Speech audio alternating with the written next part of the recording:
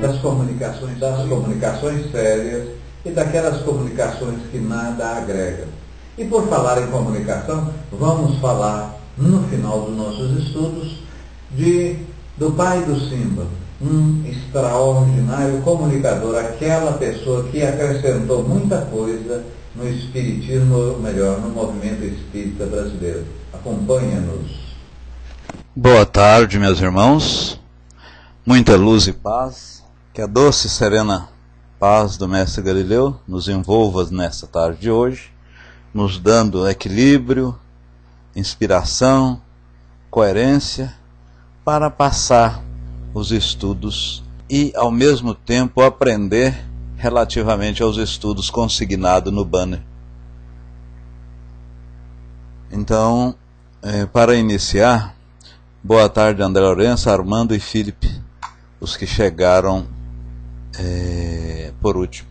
Para iniciar os nossos estudos, eu convido a nossa amiga fraterna para fazer a abertura dos estudos da tarde. E um beijão a todos. Ok, agora? Agora tá bem? Ok, agora tá, obrigada. Boa tarde, minha gente.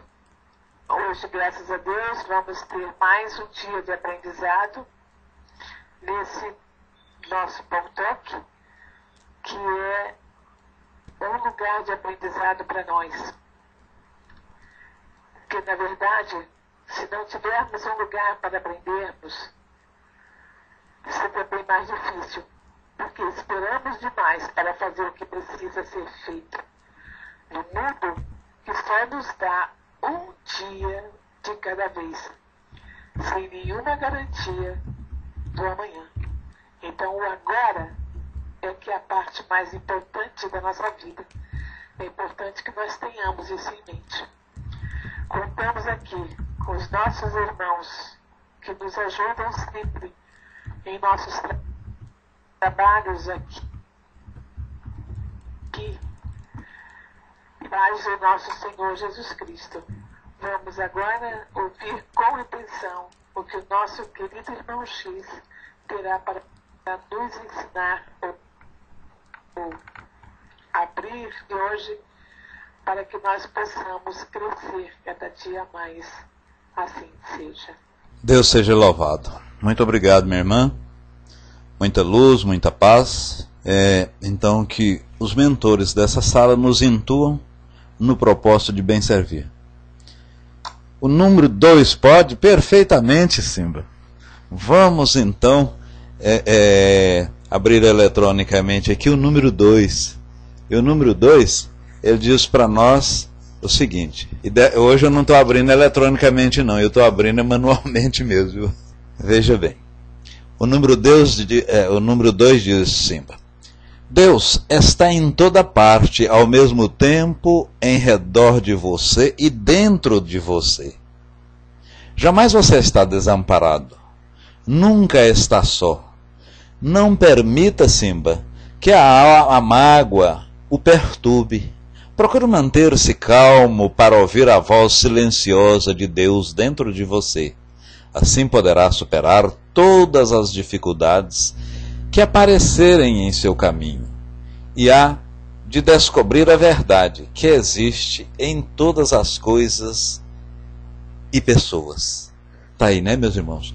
Quando a gente internaliza e quando a gente tem plena ciência de que Deus está dentro de nós, faz parte do nosso eu, né?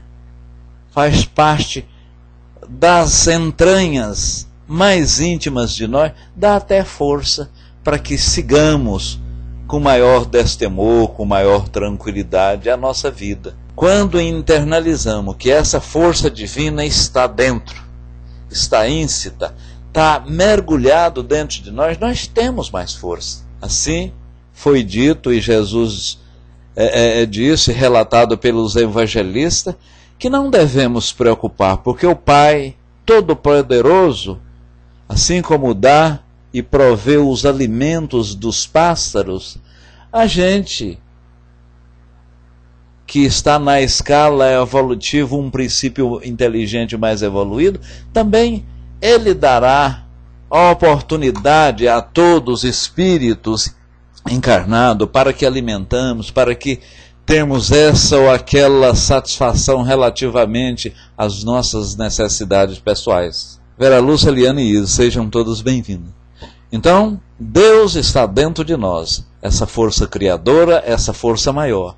E, ao interarmos disso, ao termos essa consciência, as coisas ficam mais fáceis. Tem um velho jargão, Simba, e você é conhecedor, que diz, se Deus está ao meu lado, né, quem poderia estar contra? Ninguém. Isis, seja bem-vindo, minha irmã e minha amiga. Se Deus está ao meu lado, quem poderia estar contra? Precisamente, meus irmãos, e isso decorreu...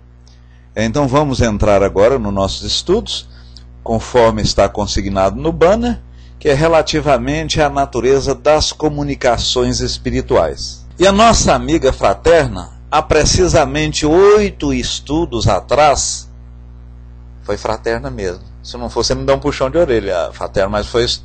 Ela falou nesse mesmo livro, no capítulo anterior, dos lugares lúgubres, dos lugares mal assombrados, dos lugares, né, vamos dizer, dos fantasmas, que foi o capítulo 9.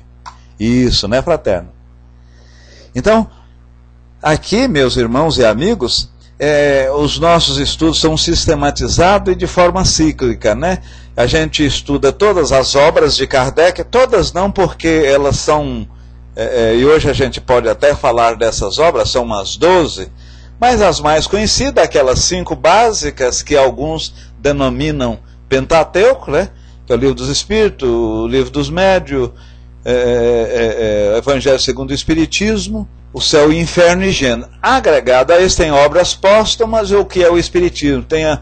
Vamos estudar também, além dessas 7 que estamos estudando, eu vou agregar, por sugestão de pessoas aqui, aquela viagem de Kardec de 1862. Essas viagens, não era Kardec fazendo proselitismo, não. Mas ele relatava quando visitava uma cidade, ele, quando visitava um centro, quando ia fazer um discurso, uma palestra, e aquilo foi relatado.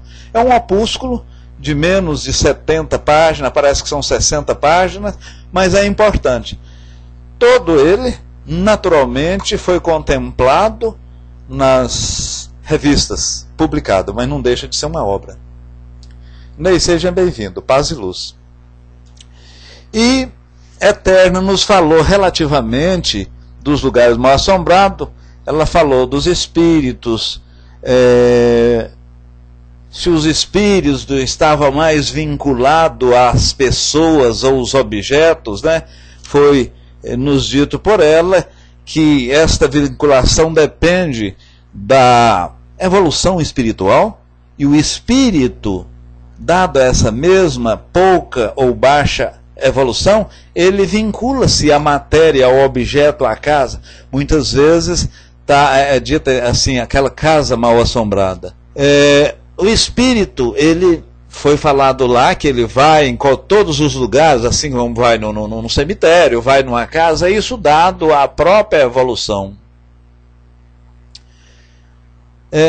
Foi dito também que espíritos não têm hora, não têm local, não têm para se manifestar. Eles manifestam ao bel prazer, e o médium não pode se arvorar ou dizer, ou jactar-se de que o mesmo tem o domínio, ou tem isso organizado relativamente à sua evocação, ou seja, chamar um espírito quando o mesmo quiser.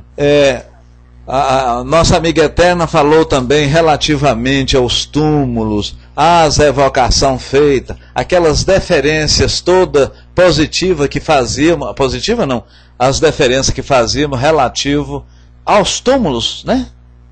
E essas evocações.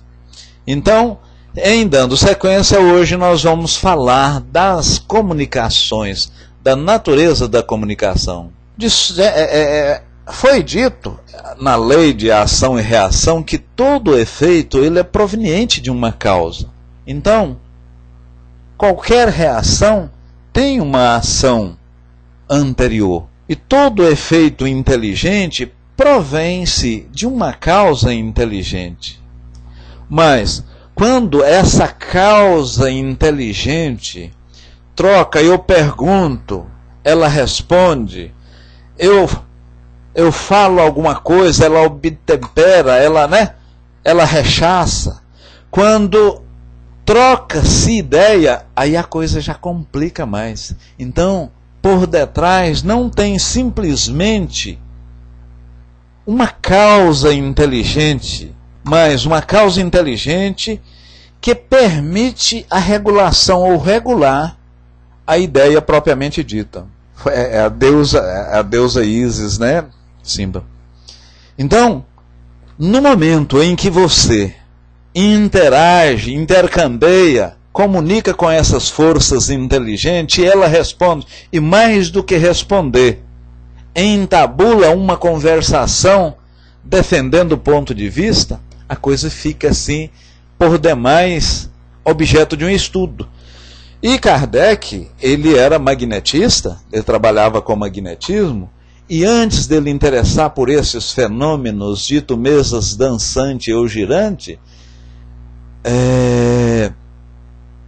ele era magnetista. E ele achava, naturalmente, que a própria força do magneto, o próprio pensamento que gera esses fluidos relativos, tinha possibilidade, naturalmente, de provocar som, provocar ruído, movimentar mesas. Mas, quando o Sr. Fortier chegou ao mesmo e convidou para que ele fosse na casa de Pliny Mason e participasse das reuniões, ele percebeu e constatou per si e por si que por detrás daqueles movimentos não era simplesmente, não estava ocorrendo relativamente à força dos pensamentos das pessoas ali presentes na reunião, não. Tinha alguma coisa mais inteligente. E mais do que essa coisa inteligente, seja bem-vindo, 0111 Maria Ada, na sala Luz no Caminho. Tinha alguma inteligência muito forte, ou seja, essa inteligência entabulava a ideia, respondia. Inicialmente, começou-se a perguntar e com resposta monossilábica, um sim, um não. Posteriormente, criou-se um alfabeto em volta de uma mesa e a própria mesa batia, por exemplo, no A, batia uma vez, no B 2 vezes, no C 3 vezes e assim sucessivamente. Era muito difícil entabular uma comunicação, uma conversação, uma comunicação com o mundo dos imortais? Sim, mas era o que se tinha na época, até que depois descobriu e percebeu que não precisava disso. Não precisava desses apêndices, desses, vamos dizer, dessas muletas. O médio, por si, através da mão, psicograficamente ou psicofonicamente, através da fala, ele fazia esse intercâmbio. Ele era o medianeiro desses dois mundos. Então Kardec começou a estudar e ver que essa inteligência, além da manifestação propriamente dita, trocava ideia. E veja bem, meus irmãos, que Kardec teve tão só menos de 14 anos, porque até 1854, ele simplesmente não acreditava. Ele era um positivista, era um magnetista e estudava a lei do magnetismo. A partir de maio de 1855, que ele começou a elaborar questões, porque ele tinha método, tinha rigor e bastante conciso. Ele ia para as reuniões para satisfazer a sua curiosidade, começou a formular questionamento e os espíritos, batendo em mesa, sim ou não no primeiro momento, e depois num segundo, através da psicografia direta, né? O que é essa psicografia direta ou mecânica? É que não há a participação do médium. Porque essas mesas, a maioria delas, eram mesas, meus irmãos, e aqui reportando, eram mesas de 30 centímetros. E normalmente Kardec utilizava médiuns, adolescente, médio de 14, 13 anos, tinha uma média que ajudou bastante, o Li, Jafé, médiuns de 13, de 14, 16 anos. Encostava-se a mão nessa mesinha, e a mesma tinha um lápis amarrado, e a mesa passava sozinha a escrever. Quer dizer, isso foi muito importante até, em primeiro lugar, sendo essas adolescentes, e em segundo, não tendo a participação de um médium já com a formação intelectiva, intelectual já sedimentada, porque poderia haver a participação anímica e os princípios iniciais da doutrina deveria ser formatado ou formalizado de forma mecânica, ou seja, sem a participação do médium. Então, as moças, muitas vezes, só a presença daquelas adolescentes lá, a mesinha por si só começava a escrever. Então, esses princípios básicos que foram escritos no primeiro livro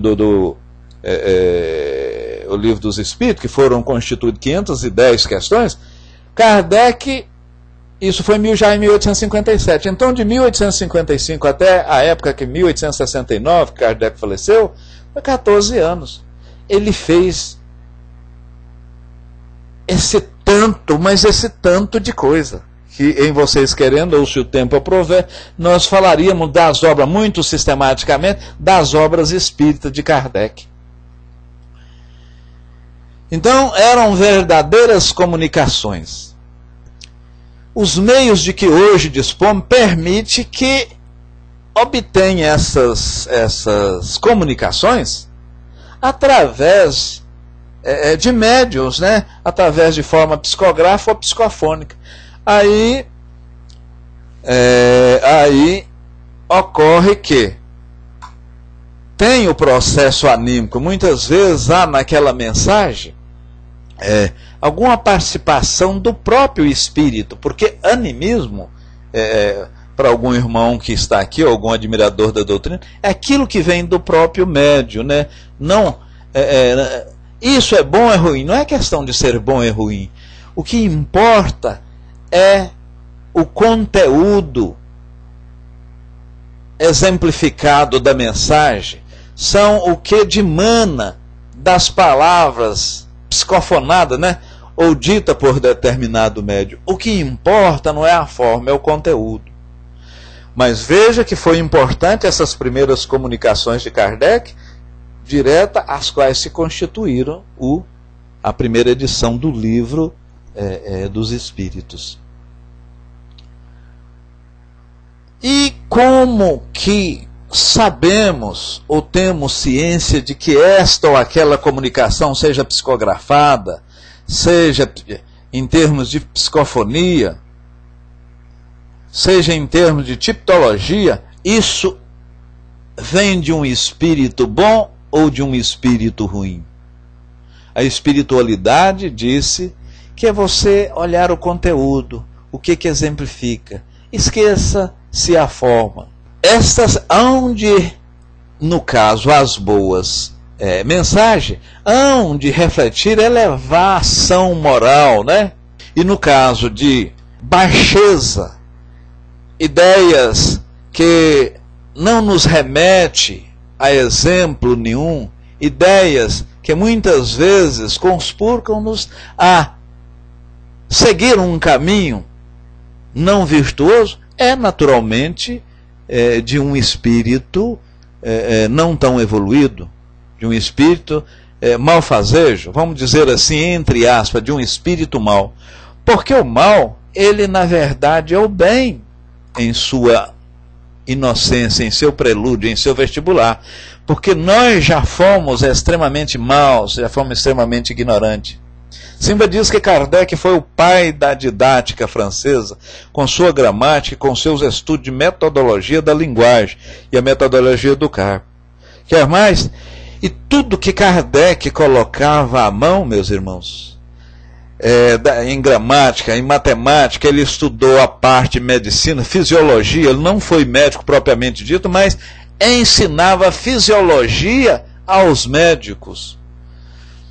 A parte matemática, gramática, adentrou na parte de filosofia, muito embora não gostava de ser chamado filósofo, mas então tudo que ele colocava à mão era sucesso literário. Ele, de uma certa forma, mudou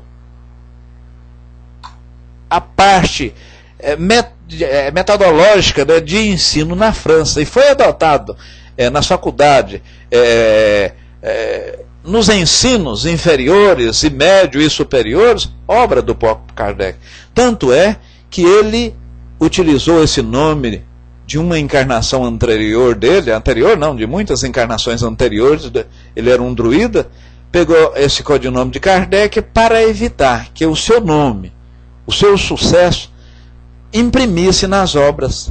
Mas ele, em momento algum, cobrou um centavo sequer de uma obra dele, e sempre fez questão de ressaltar que ali não era dele. Tudo era psicografia, psicofonia, era dos próprios espíritos, né? E foi, como sabemos, um sucesso extraordinário. E essas comunicações, meus irmãos, foram divididas em três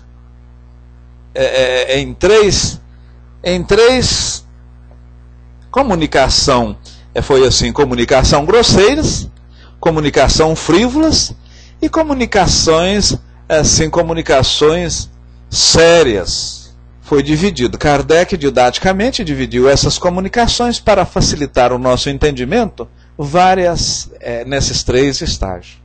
E a espiritualidade, né, meus irmãos, disse ao próprio Kardec, na 459, 4 mais 5, 9, né? 459, diz que estamos acotovelados, estamos sendo influenciados, influídos. Plagiano poeta, seja bem-vindo à Sala Luz. Por inumeráveis espíritos. Espíritos esses, espíritos bons, que seja espírito de escola sem o S, né?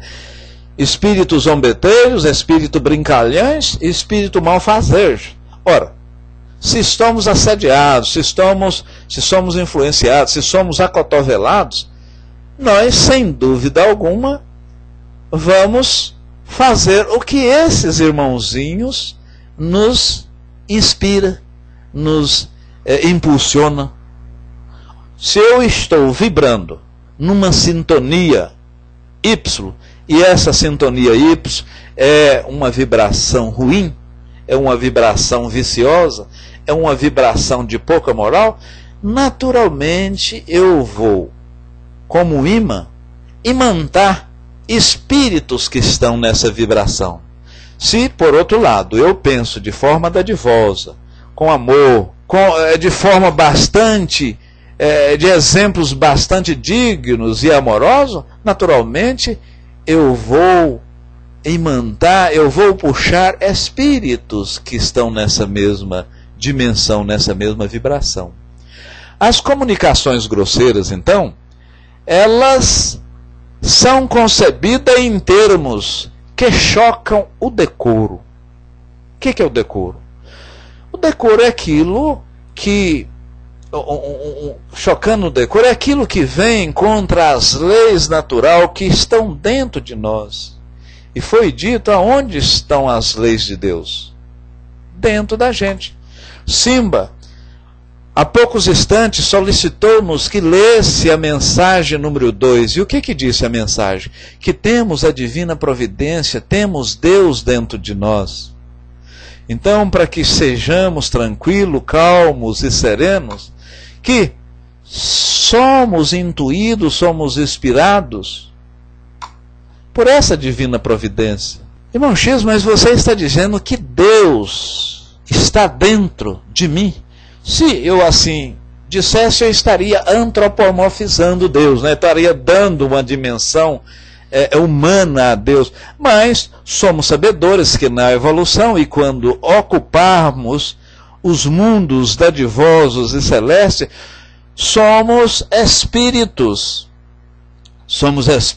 co-criadores e somos ministros de Deus. Então esses espíritos, por autorização divina, que constitui a pleiade divina, está na cocriação, estão dentro de nós. Então, quando a gente vai de encontro a uma dessas leis, vai contra o decoro. E, quando isso ocorre, muitas vezes somos intuídos ou estamos vibrando em uma atuação, em uma dimensão tátil, que captamos essa sugestão desse espírito grosseiro, desse espírito mau. Mal, meus irmãos, no aspecto da realização do ato, porque ele simplesmente é ignorante. Antes de ser mal, ele é ignorante. Nós passamos por lá. Falamos nos outros estudos relativamente dos umbrais, e lá no umbral, na sombra e nas zonas abissais, tem espírito inteligentíssimo que foram ou vieram, por exemplo, de mundos de degradado, expatriado, por exemplo, como mundo, eu esqueci lá daquela constelação de Orion lá, de Capela, Cocheiro, Capela, vieram aqui, muito embora espírito inteligentíssimo, mas cuja inteligência é voltada para o mal, está lá no umbral, né, um estágio. Aí você diz, irmão X, mas umbral é uma delimitação física? Não. Está nessa zona subcostrais, na crosta, né? Vamos dizer assim, grosseiramente, debaixo dos nossos pés, espírito cuja inteligência extraordinária é mais voltada para o mal. Então, eu indo contra esse decoro, eu indo contra algum princípio, eu indo contra alguma virtude, se não é meu espírito que faz isso per si e por si, normalmente tem outro espírito influenciando, influindo, inspirando, intuindo. E veja bem, eu faço, dado a intuição, mas eu sou culpado por isso? Sim, porque eu permito que seja intuído. Tem, além desses, grosseira, tem qual outras comunicações?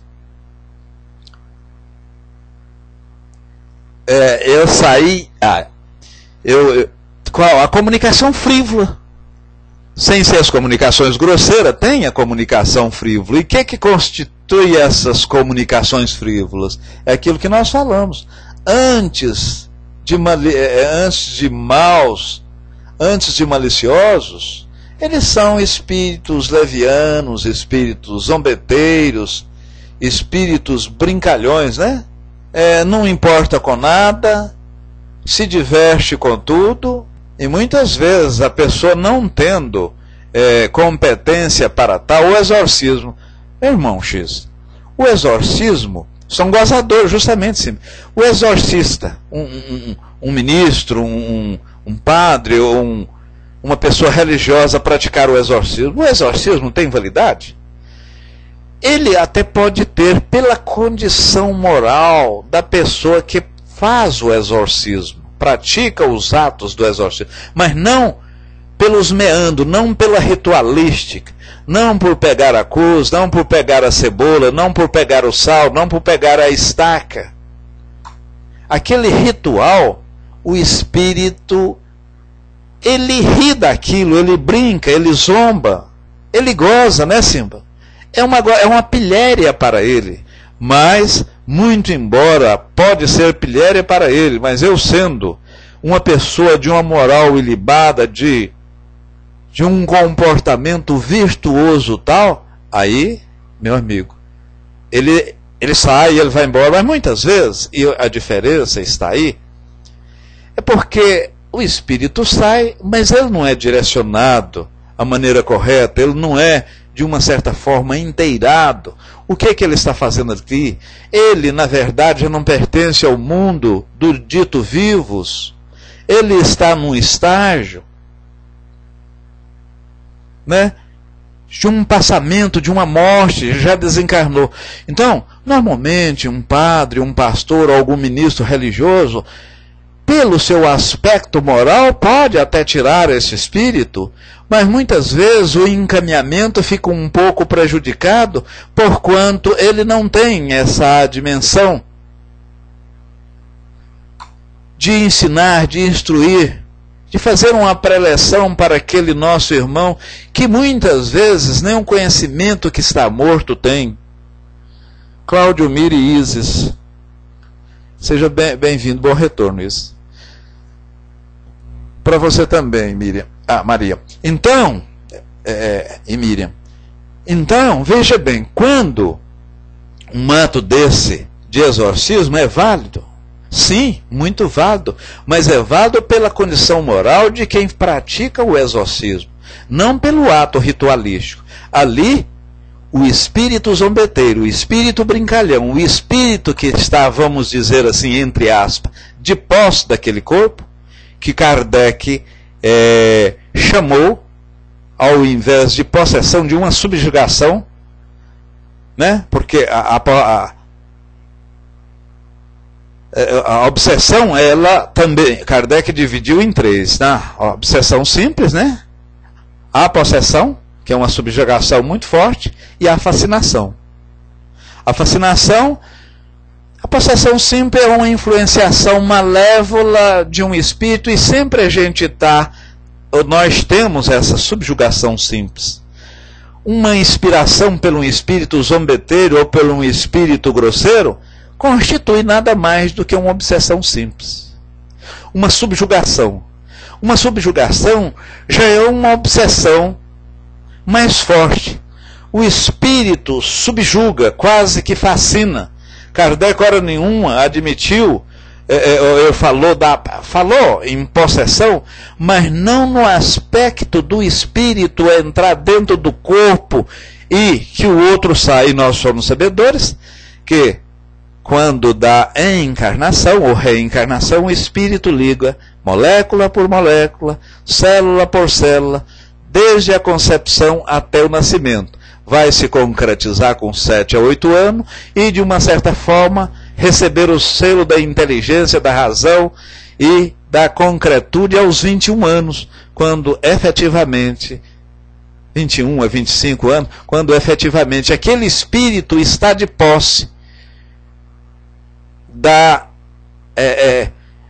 moral, da inteireza, da parte orgânica, vamos dizer, saudável, porque aí já a parte orgânica já está saudável. Falamos da comunicação grosseira e da comunicação frívola. Assim tem a fascinação, né? A fascinação é uma das piores obsessões, porquanto eu, na condição de irmão X, em um belo dia eu quero falar, quando eu for falar honesto noutra sala relativamente ao pai do nosso amigo Simba, ele foi uma das pessoas que elaborou a peça defendendo a FEB, a Federação Espírita Brasileira, muito embora ele não mais pertencia à FEB, mas sem rancor e sem ódio, ele defendeu a FEB, ele, de uma certa forma, redigiu a peça que deu ganho à FEB, e ela não pagou os direitos autorais ao irmão Humberto Campos, né? Daí então passou a editar Irmão X. Mas uma hora eu quero fazer uma deferência positiva, uma série de coisas que tem relativamente ao pai do Simba, um grande orador, escreveu 25 livros, uma série de artigos. Eu gostaria, se nessa reunião for possível, eu tiver tempo, eu faria sim. Muito bem, Simba. As comunicações frívolas falamos. Agora, relativamente às comunicações. Então, voltando na própria comunicação frívola, a verdade é a coisa que menos importa nessa comunicação. Ele está preocupado em zombar, em pilheriar, né? Fazer uma pilhéria, em gozar, como diz o próprio símbolo, é um tipo de uma gozação, é uma forma jocosa, né? Então, e diverte-se com isso. Então não preocupa-se com nomes, não preocupa com a verdade. E muitas vezes, ou quase, não digo sempre, toma-se, reveste-se de nome importantíssimo para dar credibilidade naquela comunicação.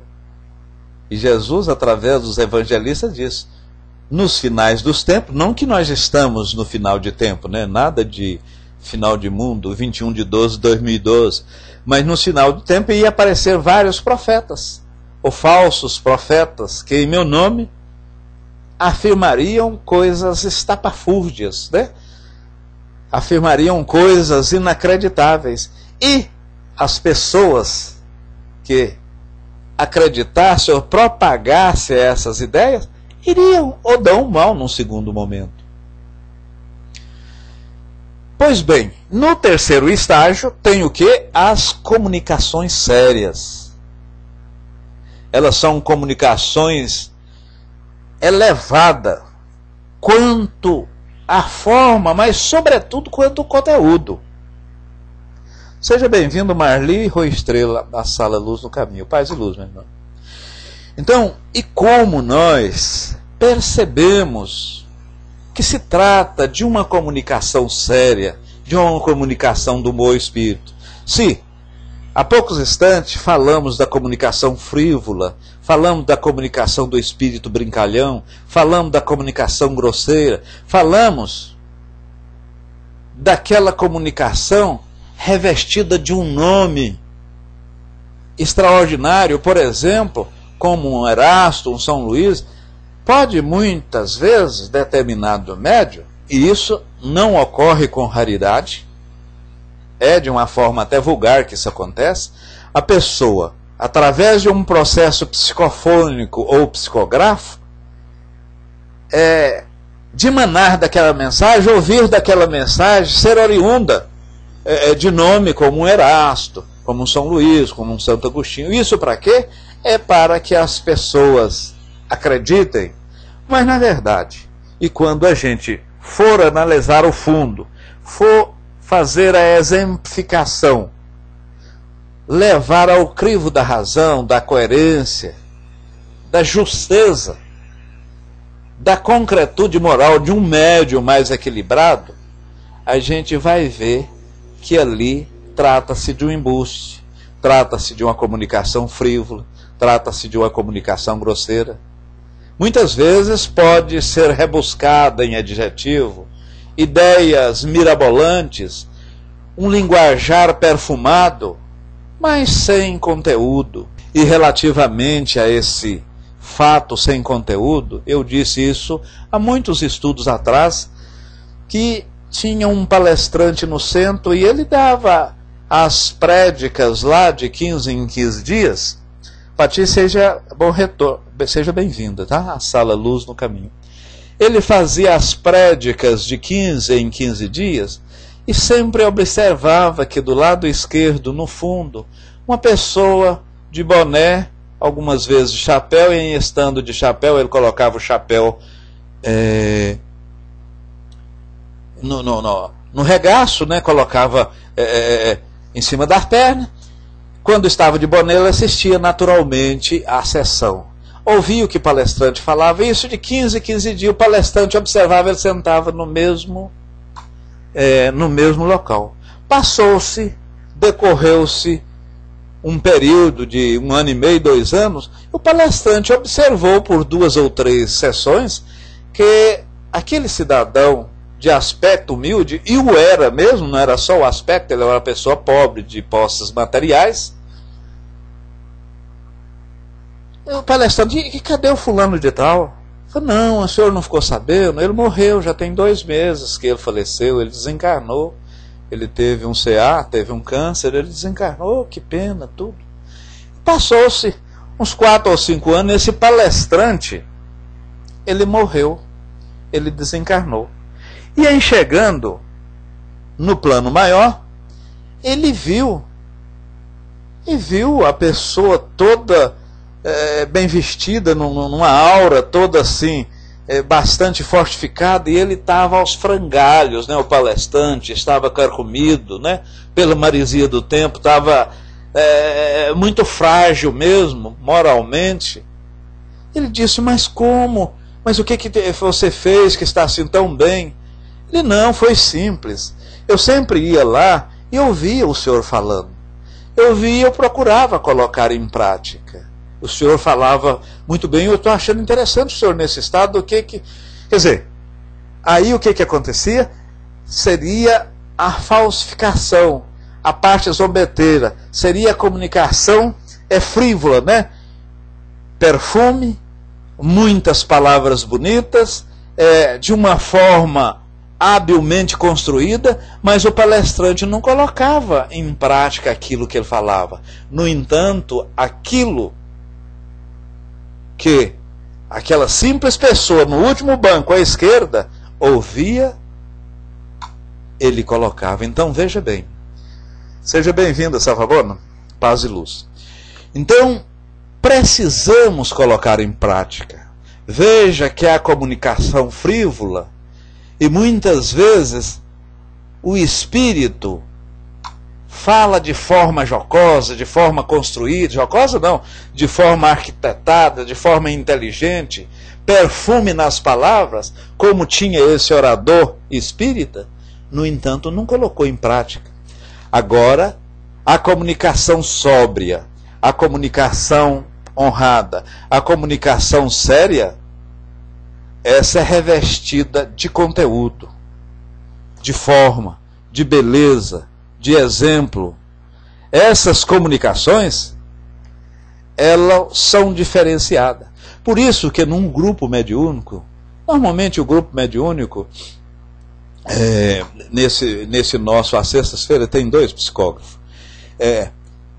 Normalmente tem um, né? O que há mais são médios de passividade, médios de incorporação. Mas quando há uma psicografia, a gente naturalmente lê, observa e verifica o teor moral que dimana daquela comunicação. Se a gente observar que é um teor que efetivamente contribui para a evolução das pessoas do grupo, por que não passarmos às pessoas do centro? Então nunca se deve, já de imediato, pegar aquelas psicografias, não, porque veio de espírito, então vamos, é uma coisa boa, vamos logo levar. E até tem grupos mediúnicos que, mesmo a psicografia aqui, o facilitador, o doutrinador, que seja, o nome não importa, leva, lê, passa para outro médico, até para que se leia na outra reunião. Há isso. Cada grupo tem uma especificidade, mas tudo, na verdade, para verificar o fundo, o que dimana. Então, e Jesus disse com propriedade, né, meus irmãos? Que uma árvore ou um fruto, uma árvore boa, ela não pode dar um fruto ruim. Pela mesma forma, uma árvore ruim não dá um fruto bom. Pelo fruto você conhece a árvore. Pelas ações você conhece a pessoa. Então, por mais que o espírito transveste, por mais que ele formule, por mais que ele perfume as palavras, as colocações ou uma frase em si, logo a coisa esboroa, logo a coisa dimana, logo a coisa esvai. É como uma fumaça. Você aperta com suas próprias mãos uma fumaça, não retém. É um gás. É uma coisa eterizada, né? Sai por entre os dedos. Então, a mentira, o engodo, essas comunicações malévolas e grosseiras, elas têm vida curta. Logo a gente descobre a verdade. Por quê? Porque está dentro de nós. Está dentro de nós. Então, falamos das comunicações grosseiras, falamos das frívolas e agora a comunicação séria. São variadíssimos meios de comunicação, né? Os espíritos utilizam os nossos 5 sentidos para comunicar a visão, o tato, né? A visão através da evidência, o tato através da materialização, a materialização visível muitas vezes para aquele médium ou para o grupo total que está ali, a audição, né? Que é a psicofonia, então usa todos os nossos sentidos. O olfato já é um pouco mais difícil e está mais passível em embuste, porquanto você pode sentir um cheiro de flores e ser um perfume de um médio ali. Quer dizer, a gente tem que ter mais cuidado dado esse embuste. E como nós temos 10 minutinhos, eu falei com o Simba, você permite, Silva, eu fazer assim uma homenagem assim positiva ao seu pai?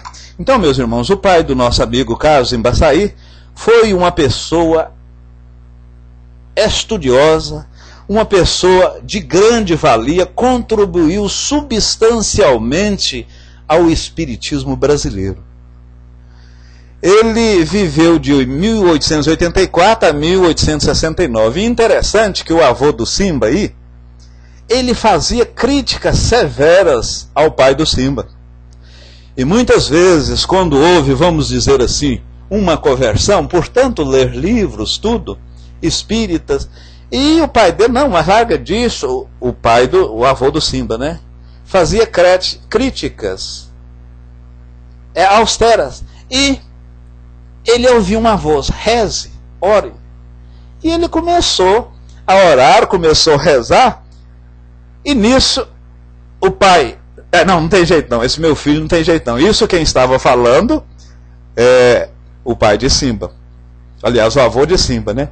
Aí foi nesse momento que Carlos Embaçaí, o pai, né, sentiu o valor real de uma prece. Então, o avô de Simba fazia as críticas terríveis, né, relativamente a essa postura do pai. Ele, o Embaçaí, ele escreveu 25 livros, meus irmãos, e centenas de artigos. Era um extraordinário orador. Conhecia, e era dito no meio espírita, ele tinha uma moral muito grande na Federação Espírita Brasileira, e fazia parte da própria federação, e ele tinha um moral extraordinário, e as pessoas consultavam, e falavam, inclusive, que ele tinha um conhecimento superior a 90% ou quase 100% daquilo que já tinha sido publicado no Brasil. E é bom ressaltar que ele fez várias traduções de Lombroso, de Bozano, de Camille Flammarion, desses autores clássicos da época,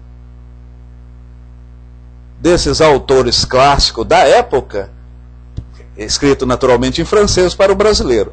Agora vamos dizer esse imbróglio todinho relativamente à Federação Brasileira, que surgiu e hoje há um movimento, e como isso ocorreu.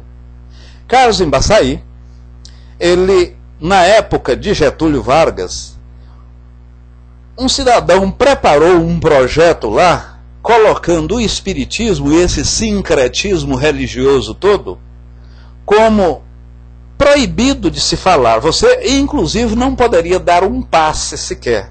E isso foi aprovado na Assembleia. Mas antes de ser aprovado, Carlos Embaçaí, o pai do Simba aqui, escreveu um livro denominado Ciência e Mediunidade, ou Mediunidade e Ciência.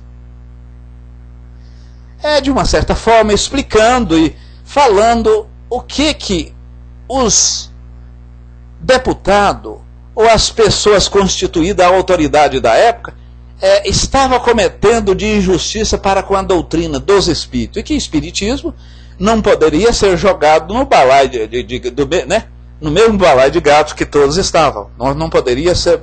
Embaçaí, o pai, levou aquele livro, ele pertencia à FEB, levou, e a FEB, por achar que ali poderia gerar numa contenda junto à Assembleia, né, que era no Rio de Janeiro, a Assembleia Legislativa, o Congresso, poderia gerar uma contenda política que não compensava. Falou, não vamos não. E de uma certa forma glosou a publicação, inclusive, desse livro. E ele ficou muito sentido, mas uma pessoa extraordinariamente culta, ponderada e muito coerente, deixou aquilo de mão. E nesse meio tempo tinha um padre que falava que o Espiritismo, Amália e a Mirta, seja bem-vindo à Sala Luz do Caminho, Espiritismo era coisa do demônio. Quem o praticava, e esse padre gozava, extraordinário orador, gozava de uma liderança e de um respeito literário e de uma liderança espiritual muito grande em Minas. Parece-me, estava no Rio de Janeiro, não sei se é em Petrópolis, a própria federação, e isso, veja bem, meus irmãos, depois da federação, parece depois de ter glosado esse livro Mediunidade e Lei, que, caso Embaçaí, defendia o Espiritismo junto àquela execração que fora feita. Mediunidade e Lei, né? Mediunidade e a Lei. Muito obrigado, Simba. Esse Nelson foi o juiz que... Esse Nelson Hungria foi o juiz que fez o texto e foi aprovado na Assembleia. Mas disso, a federação diz o seguinte: Embaçaí, vai lá, vai defender esse padre aí. Eu queria queria um debate. E a própria FEB mandou: olha, e você toma esses 4 evangelhos aqui de Rostam, você vai, leia-os, e nessa viagem para Minas, a hora que você chegar lá, você está muito bem preparado. Você lê esses 4 evangelhos de Rostam, você vai ter condição superior a defender, porque ele já estava com algumas críticas do padre feitas. Pois bem, e nisso Embaçaí, naquela época não, acho que nem ônibus não tinha, né? Isso aí quem fala melhor é o próprio Simba, não sei se foi de carruagem ou de como, ou um ônibus ou a cavalo, eu não sei.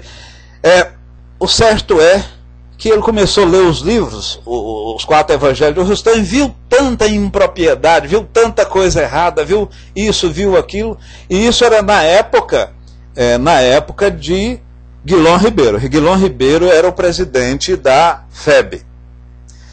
Aí o pai de Simba viu tanta asneira em Rostam, né? Relativamente à parte fluídica do corpo de Jesus, relativamente a Nossa Senhora, etc, etc, ele simplesmente desistiu, não.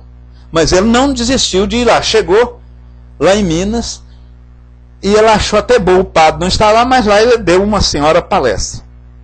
Pois bem, deu uma senhora palestra, foi um tipo de um congresso, defendeu os posicionamentos da FEB. Pois bem, aí ele voltou para Petrópolis, para o Rio, e nesse meio tempo, Guilom Ribeiro saiu e assumiu quem? Assumiu o Vantuil. E Vantuil, veja que a própria FEB não autorizou a publicação do livro dele Mediunidade e a Lei em função de não gerar uma contenda maior, dado a lei aprovada por esse juiz aí, ó. Ele redigiu e o Congresso aprovou que a prática do Espiritismo, inclusive o passe em si, era uma coisa execrável, uma coisa... dava prisão, tá? Dava prisão.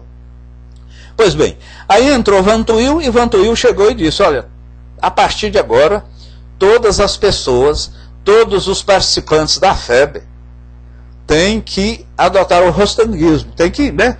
Tem que ler, tem que professar, tem que defender. O que ocorre? Ocorre que nesse momento o caso Embaçaí, Simba, o Simba pai, né, pediu o afastamento em definitivo da FEB. Mas ele pediu, mas não ficou com mágoa da FEB. Ele não ficou com mágoa. E para provar o espírito de denodo, de caráter que o era, ele, há instantes depois, a família de Humberto Campos, em obras psicografadas por Chico Xavier, entrou com um processo junto à FEB. Muito embora Carlos Embaçaí, já não pertencendo à FEB, o que ele fez? Ele elaborou toda a peça e foi vitoriosa que o advogado contratado entrou. Então, Simba foi o responsável por defender. E a partir de então, aí Chico Xavier passou a escrever como nome de Irmão X. Então veja bem, o pai de Simba, um extraordinário advogado, um grande orador, comenta-se inclusive que uma das encarnações dele foi um padre que tinha oratórias extraordinárias. E o final da vida do pai, do Carlos, ele não estava podendo falar, teve problemas de laringe, teve problemas de voz, estava assim bastante afônico, né, Simba? E esse é o pai do nosso amigo Simba.